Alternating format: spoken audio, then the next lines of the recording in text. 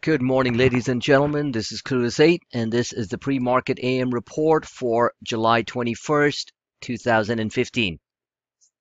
We have had a tremendous run off the bottom, and as I always say, the violence to the upside would match the violence to the downside. It's known as, in market terminology or in geometric terminology, it basically is pattern symmetry.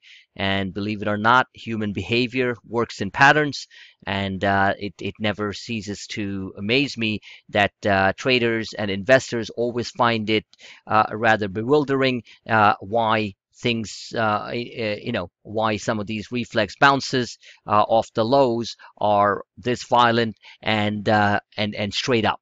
Well, the downside that we fell through from June 23rd all the way down to the first week in July, July 7th to be exact, was exactly the same. You can see that clearly. Now, keep in mind couple of things that I always emphasize and I keep on talking about, that oversold conditions can stay oversold, like was the case in many cases, as we were falling. Well, overbought conditions, like we're starting to see now, and I'm sure the internals in a quick second, are equally the same way. Now, what it does for traders is that it confuses them because they were never at the bottom. As I was telling people to consistently start scaling in, and then you get this huge ramp up. And at this point, as the markets are getting overbought, they are either trying to squeeze in there for a quick profit, or they are just not there. So the bottom line is you lose out on both ends. And that's where my saying comes in, that 99% of traders are basically out of the game. And it is a fact. Now, saying that, individual stocks don't necessarily have to follow everything that the markets that Mr. Market's doing. In this case, we're looking at the Dow Jones Industrial Average in the background, but it's good to know the framework of what's happening behind the scenes and what your overall roadmap is before you go ahead and buy some oversized positions, and at elevated levels. Okay, it's really as simple as that. The difficulty comes in is because the volatility algorithmic high frequency trading programs know very well what your actions are in the form of your stops, in the form of where you're coming in, bidding for the stock and things like that. And they do a fantastic job of confusing, frustrating, and misleading specifically traders and of course investors. And they're constantly in the business of trying to manipulate and cheat traders out of their money. So we're used to that. We're used to that. But that doesn't mean there's a magic formula that says that you can harness and capture that volatility on an intraday basis over a weekly basis or over a larger time frame. Yes, you can see patterns and you can play those. Now, a couple of very important behavioral issues here, what I call behavioral game theory. Like to point out that when we were creating this we're creating this triple bottom here. This was actually a triple bottom, if not more, an intense volatility. It was pretty clear what was happening on the internals, which I'm going to show in a quick second. Okay, and no one really wanted to buy. And then when the big move comes up, and now we're over the 50 and the 34-day moving average, we're approaching the upper end of the Bollinger, which I believe will happen. And that's why this pullback will be very short-lived, in my opinion. And and once it hits up here, where it's basically an ascending triangle. You can see that this is the upper end of the triangle, this green line. Here it is, the lower arm of the triangle. And ascending triangles, generally speaking, break out.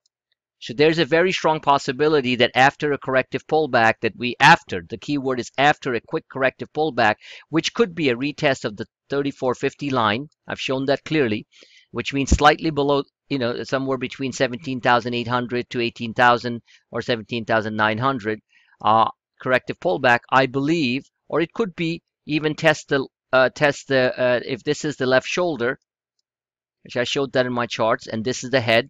You can call it an inverted head and shoulder. Left shoulder here, head here. This is the right shoulder.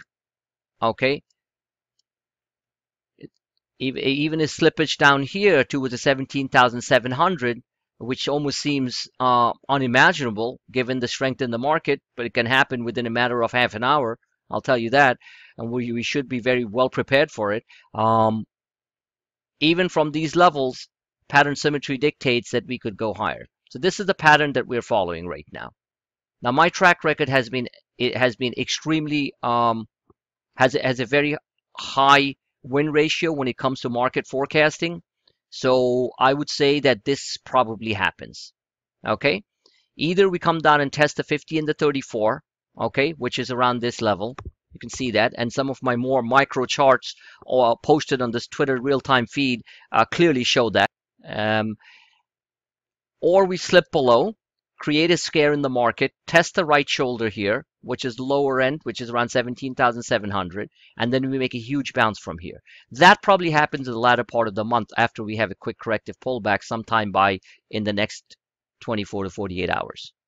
And then we get the usual month-end window dressing, rush portfolio markups and things like that fund managers do to spruce up their portfolios by adding alpha. That's high beta, stocks, high beta momentum stocks, to add alpha to add beta to add alpha to their portfolio.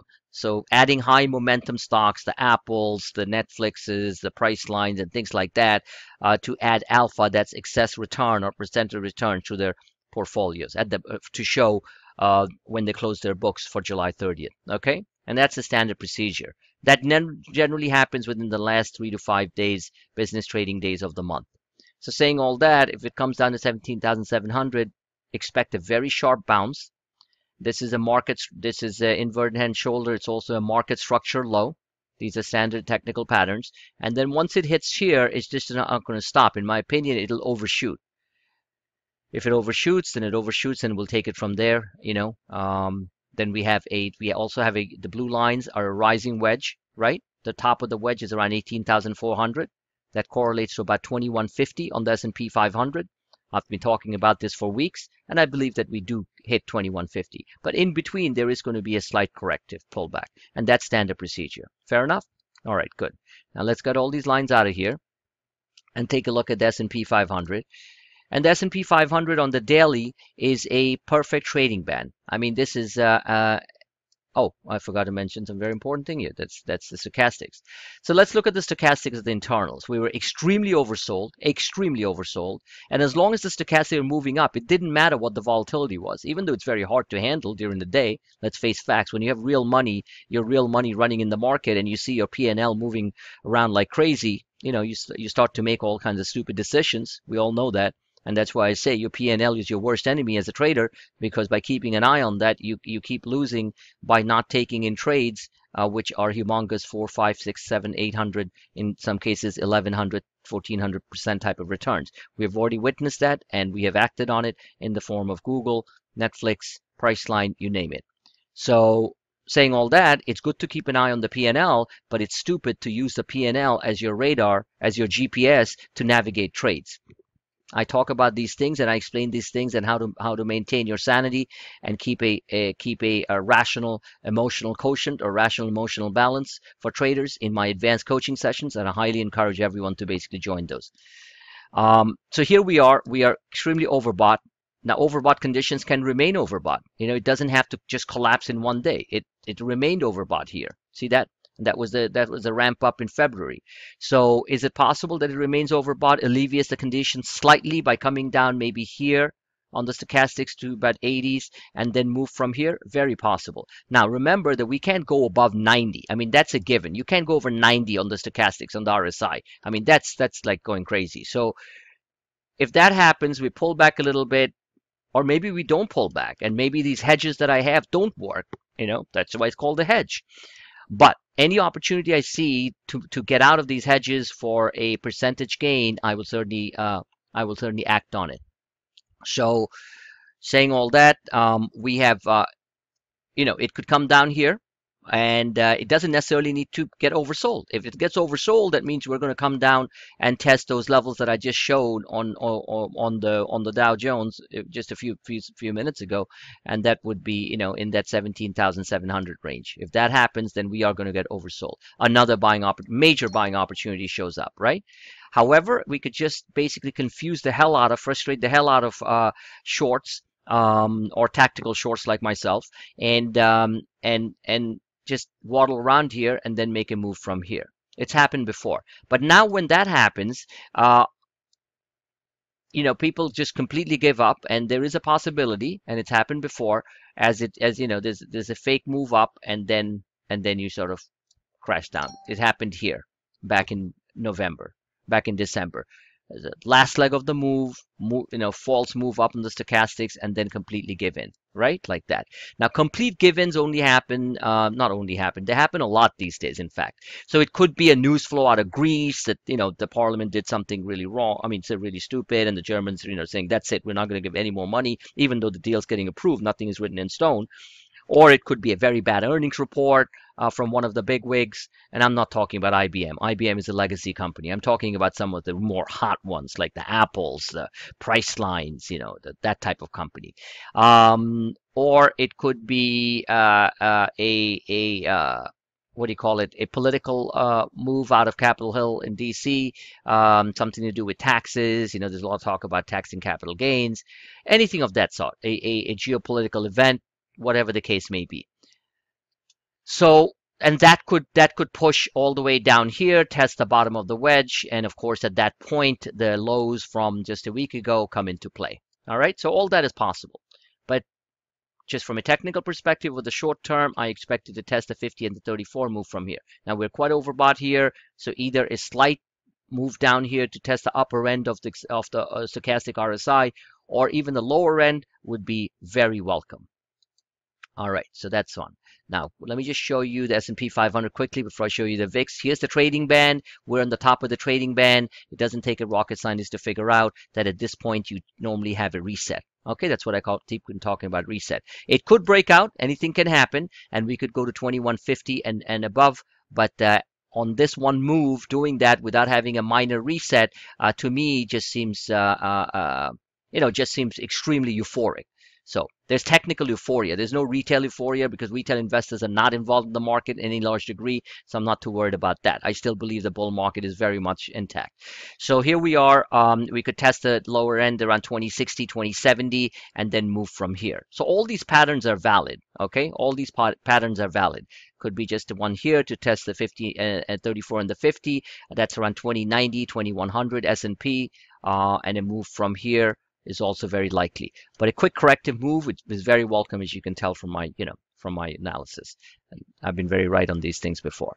So saying all that, let's get out of here. Let me show you what's happening with the VIX. I did post a couple of charts on the VIX. This is and I'm a deep chart reader, so it's and a lot of for the new members. Don't expect my trades. In many cases, my trades work out in 15 minutes. Look what happened with the Priceline trade from $2.70 to $9. Okay, yeah, I got out around $5.50 and $6, 100% plus. Big deal. I still had 20% position left, which I sold close to 10 or more than $10. Okay, so those are big movers. Yeah, I show those all the time, but I'm talking about macro market moves. Don't expect these to work out just on the whim exactly the same time. It doesn't work like that. Big money is made with slight patience, not with haste. Just remember that. And I actually, I believe that. So anyway.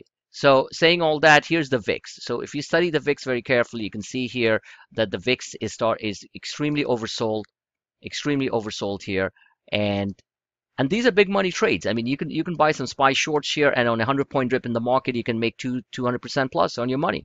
So, if you don't want to trade this over inflated market across the board, you can just sit patiently and cost average down a bit and go from there. I mean, how much lower can the VIX go? The VIX can go to 1050.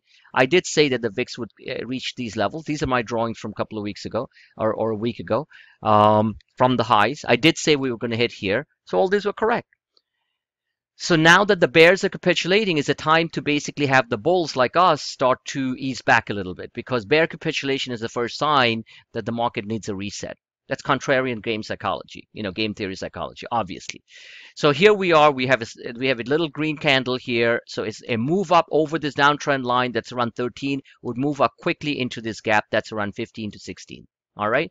A move like that would be roughly a minus 100 to 150 point drop in the Dow, and a corresponding drop on the S&P 500. That's it for now. Stay cautious. Stay